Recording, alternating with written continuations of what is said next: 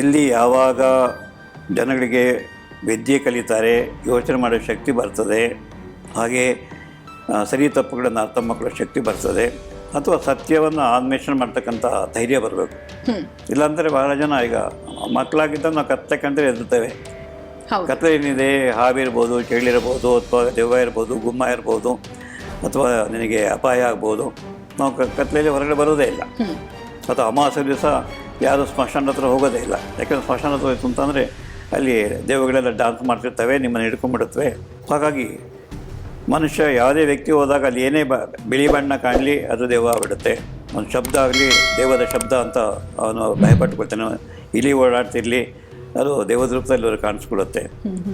ಮನಸ್ಸು ಏನು ಯೋಚನೆ ಮಾಡುತ್ತೆ, ಕಣ್ಣು ಕಾಣುತ್ತೆ. ಮನಸ್ಸು ಏನು ಯೋಚನೆ ಮಾಡುತ್ತೆ, ಕಿವಿ ಕೇಳಿಸುತ್ತೆ. ಸೊ ಅಗೋಚರವಾದಿದ್ದು ಗೋಚರ ಆಗೋ ಹಾಗೆ ಗೋಚರ ಆಗೋ ಮನಸ್ಸು ಭ್ರಮೆ. ಇವೆಲ್ಲ ಭ್ರಮೆಗಳು. ಹಾವು ಹಗ್ಗದ ಒಂದು ಇದು ಈಗ ಹಗ್ಗವನ್ನು ನೋಡಿ ಹಾವು ಅಂದ್ಕೊಳ್ತೇವೆ. ನಿಜವಾದ ಹಗ್ಗ ಅದು. ಆದರೆ ನೀವು ಹಾವು ಅಂತ ಭಯಪಟ್ಟು ಅಂತಂದರೆ ಅದೊಂದು ಹಗ್ಗ ಬಿದ್ದಿರುತ್ತೆ, ಅಥವಾ ನಿಮ್ಮ ಮೇಲೆ ಯಾರೋ ಹಗ್ಗ ಎಸೀತಾರೆ, ನಿಮಗೆ ಹಾವು ಬಿದ್ದಷ್ಟೇ ಭಯ ಆಗುತ್ತೆ.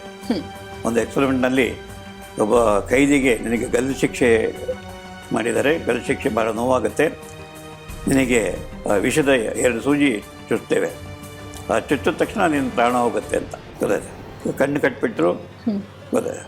ಬರೀ ಮಾಮೂಲಿ ಸೂಜಿ ತಗೊಂಡು ಅದಕ್ಕೇನೂ ಹಾಕಿರಲಿಲ್ಲ. 2 ಸೂಜಿ ಚುಚ್ಚಿದ್ರು ಪ್ರಾಣ ಹೋಯಿತು.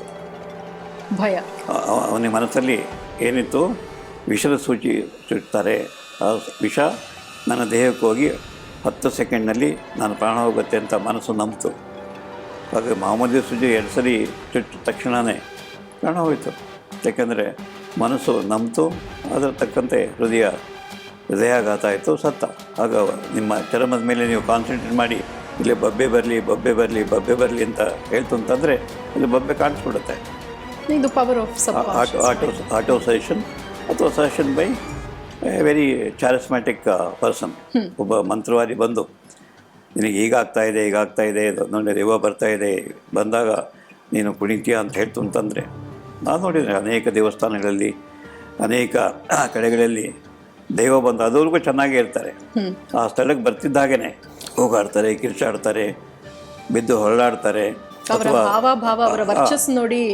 ಅವರ ಇಡೀ ಭಾವಭಂಗಿ ಮತ್ತು ಅವರ ನೋವು, ಅವರ ಕಿರಿಚಾಟ, ಅರಚಾಟ ಎಲ್ಲ ಭಾಳ ಡ್ರಮ್ಯಾಟಿಕ್ ಆಗಿ ನಾಟಕೀಯವಾಗಿ ನಡೀತಾ ಹೋಗುತ್ತೆ. ಆಮೇಲೆ ಪೂಜಾರಿ ಬಂದು ತೀರ್ಥ ಪ್ರೋಕ್ಷಣೆ ಮಾಡ್ತು ಅಂತಂದರೆ ನಿಂತು ಹೋಗುತ್ತೆ. ಆಮೇಲೆ ನನಗೇನೂ ಗೊತ್ತಿಲ್ಲ, ಅಮ್ನೀಸಿಯಾ ಅಂದರೆ ಏನೂ ನೆನಪಿರೋದಿಲ್ಲ.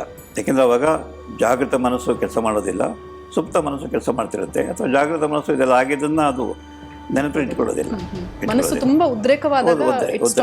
ಉನ್ಮಾದ ಅವಸ್ಥೆಗೆ ಹೋಗ್ತಾರೆ, ಉದ್ರೇಕ ಅವಸ್ಥೆಗೆ ಹೋಗ್ತಾರೆ. ಆಗ ದೇಹದಲ್ಲಿ ಹೆಚ್ಚು ಅಡ್ರಿನಲ್ ಹಾರ್ಮೋನ್ ಉತ್ಪತ್ತಿ ಆಗುತ್ತೆ. ಆಗ ನೀವು ನೋಡೋಕೆ ಸಣ್ಣಗಿದ್ದು ಕೂಡ 10 ಜನ ನೀವು ತೆಳ್ಳಬಹುದು, ಅಥವಾ ಒಂದು 50 kg ಭಾರ ಹೊರಬಹುದು, ಅಥವಾ ಕತ್ತಿ ತೆಗೆದುಕೊಂಡು ನಿಮ್ಮ ದೇಹವನ್ನು ಹೊಡ್ಕೋಬೋದು. ರಕ್ತ ಸುರಿತಾ ಇರುತ್ತೆ, ನಿಮಗೆ ನೋವೇ ಗೊತ್ತಾಗೋದಿಲ್ಲ.